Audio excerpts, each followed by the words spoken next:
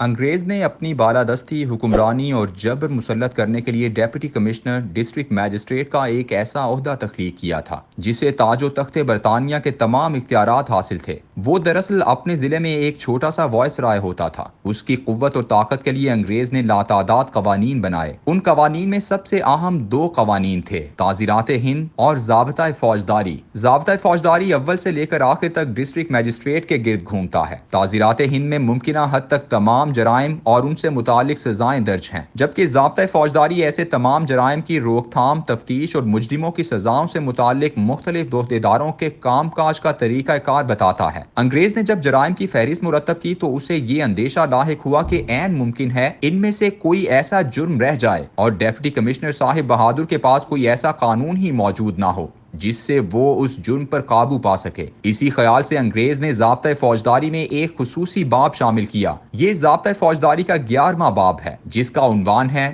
Temporary orders in urgent cases of nuisance and apprehended danger. فوری نوعیت کے ممکنہ خطرات اور مضر اشیاء کے لیے عارضی احکامات۔ اس باب کا آغاز سیکشن 144 سے ہوتا ہے۔ اس سیکشن کے تحت اس وقت کا ڈسٹرکٹ میجسٹریٹ اور اب کوئی انتظامی میجسٹریٹ یا پھر صوبائی حکومت کسی چیز پر یہ سوچ کر پابندی لگا سکتی ہے کہ اس سے عوام الناس کو کسی بھی قسم کا نقصان ہو سکتا ہے، جیسے برسات کے موسم میں کلفیوں اور برف کے گولوں پر پابندی لگائی جاتی تھی، اور آج کل عموماً اسموگ کے خطرے سے بچنے کے لیے فصلوں کو جلانے سے روکا جاتا ہے۔ یہ تو اس قانون کا ایسا استعمال ہے جو انسانی جانوں کے تحفظ کے لیے کیا جاتا ہے، لیکن اس کا ایک ظالمانہ استعمال انگریز دور سے چلا آ رہا ہے۔ انگریز اسے اپنے خلاف اٹھنے والی آوازوں یا چلنے والی تحریکوں کو دبانے کے لیے استعمال کیا کرتے تھے۔ اس قانون کے تحت لوگوں کے ایک جگہ جمع ہونے کو غیر قانونی مجمع قرار دیا جا سکتا ہے۔ انگریز یوں تو اسے استعمال کرتا تھا، لیکن یہ دفعہ 144 جتنی بار پاکستان کے صرف ایک ضلع میں لگائی گئی، اتنی دفعہ انگریز نے پورے ہندوستان میں نہیں لگائی ہوگی۔ تعزیرات پاکستان کے سیکشن 141 میں غیر قانونی مجمع کی تعریف یہ کی گئی ہے کہ ایک ایسا مجمع یا اکٹھ جو 5 یا 5 سے زیادہ افراد پر مشتمل ہو، لیکن اس مجمع کو غیر قانونی قرار دینے کی 5 شرائط ہیں۔ یہ مجرمانہ طاقت کا استعمال کر کے کسی سرکاری افسر کو کام سے روکنا چاہتے ہوں، کسی قانون کے نفاذ کو روکیں، کوئی شرارت کریں یا قانون توڑیں، کسی فرد یا افراد کے حقوق مثلاً راستہ، پانی و بجلی وغیرہ کو طاقت سے سلب کریں، یا کسی فرد کو کوئی ایسا کام کرنے پر مجبور کریں جو قانونی طور پر جائز نہ ہو۔ دفعہ 144 کے تحت انسانوں کے کسی ایک جگہ جمع ہونے کو حکومت کسی بھی وقت اپنی دانست اور خوف کی بنیاد پر غیر قانونی قرار دے سکتی ہے، خاص سبزی منڈی میں سبزی بیچنے والوں کا ہجوم ہی کیوں نہ ہو۔ ایک دفعہ مجمع یا اسمبلی کو غیر قانونی قرار دے دیا تو پھر اس کو منتشر کرنے کے لیے طاقت کا استعمال کیا جاتا ہے۔ عمومی طور پر پہلے پولیس کو اسے منتشر کرنے کے لیے بھیجا جاتا ہے، وہ ناکام ہو جائے تو پھر پیرا ملٹری فورسز مثلاً رینجرز وغیرہ کو بلایا جاتا ہے، اور آخر میں ضابطۂ فوجداری کے تحت شہر میں موجود افواج پاکستان کے کسی بھی ذمہ دار افسر کے حوالے شہر کر دیا جاتا ہے، اور ساتھ ہی یہ ہدایات بھی دی جاتی ہیں کہ وہ کم سے کم طاقت استعمال کرتے ہوئے اس غیر قانونی مجمع یا اسمبلی کو منتشر کرے۔ اس ضمن میں ڈسٹرکٹ میجسٹریٹ کرفیو بھی نافذ کر سکتا ہے۔ یہ ہیں وہ اختیارات جو انگریز نے اس خطے کے محکوم عوام کی آوازوں کو بوقت ضرورت دبانے کے لیے ہتھیاروں کی صورت انتظامیہ کو عطا کیے تھے، لیکن پاکستان کے قیام کے بعد تو انتظامیہ نے اسے ایک کھلونا بنا لیا۔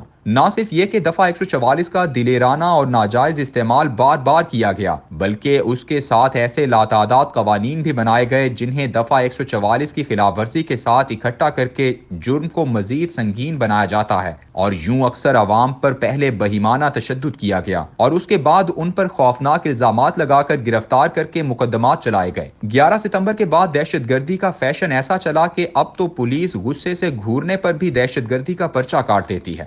ایما تقریر میں جارحیت جیسے جرم تو پہلے بھی ایف آئی آر میں شامل ہوتے تھے، لیکن ایوب دور میں ایک خصوصی قانون لایا گیا جسے مینٹیننس آف پبلک آرڈر کہتے تھے۔ اس کی دفعہ 16 کے تحت بغاوت کے مقدمے بنائے جانے لگے۔ آج اس کا نیم البدل دہشت گردی ہے، اور بغاوت کے لیے انگریز کے بنائے ہوئے تعزیرات کے سیکشن 124A کے تحت بغاوت کے مقدمات بنائے جاتے ہیں۔ دہشت گردی کا تڑکا اس لیے لگایا جاتا ہے تاکہ مقدمے کو ناقابل ضمانت بنایا جائے۔ گزشتہ 75 سالوں میں وقت کے ساتھ ساتھ ہماری ریاست اور حکومت عوام کے معاملے میں زیادہ ظالم، بے حس اور خوفناک ہوئی ہے۔ آپ حیران ہوں گے کہ یہ تمام ادارے انگریز کے زمانے سے چلے آ رہے ہیں، لیکن انگریز کے 150 سالہ دور اقتدار میں ہزاروں چھوٹے بڑے لیڈروں نے ان کے بارے میں گفتگو ضرور کی ہوگی، لیکن کوئی ایک ایسی مثال نہیں ملتی کہ انگریز نے اداروں کو بدنام کر کرنے کے جرم میں کوئی ایک FIR بھی کاٹی ہو۔ انگریز کو علم تھا کہ اگر ہم نے اداروں کو عوامی غیظ و غضب کے مقابل لا کھڑا کر دیا تو اس کے نتیجے میں کسی کی بھی عزت سلامت نہیں رہے گی، اور جب عزت سلامت نہ رہی پھر ہم قانون کیسے نافذ کریں گے۔ انگریز دور کا سب سے ظالمانہ واقعہ جلیانوالہ باغ کا 1919 کا واقعہ تھا،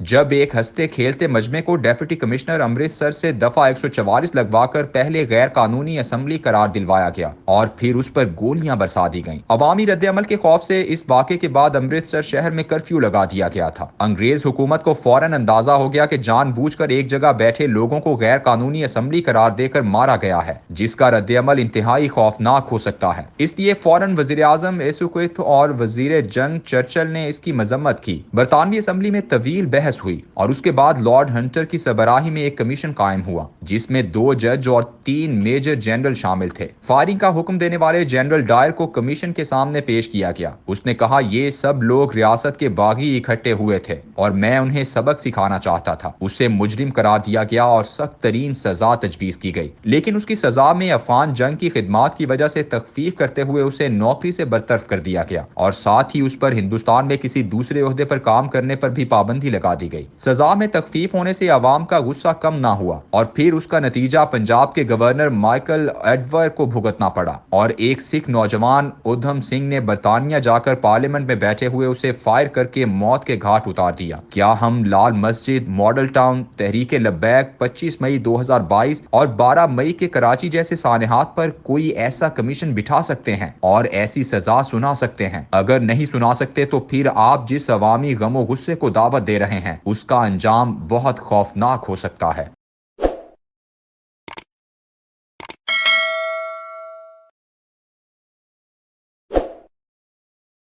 عمران خان بہتر اس لیے نہیں تھا کہ عمران خان جو ہے پریڈکٹیبل نہیں ہے۔ نواز شریف کتنا بھی سیکولر ہو جائے، نواز شریف کا امیج سیکولر والا نہیں ہے۔ پاکستان میں ہمیشہ جمہوریت خطرے میں ہوتی تھی، لیکن پہلی دفعہ اسٹیبلشمنٹ خطرے میں ہے۔ مریم نواز نے لانچ کیا باقاعدہ مفتاح اسماعیل کے خلاف، کس کو؟ اسحاق ڈار کو۔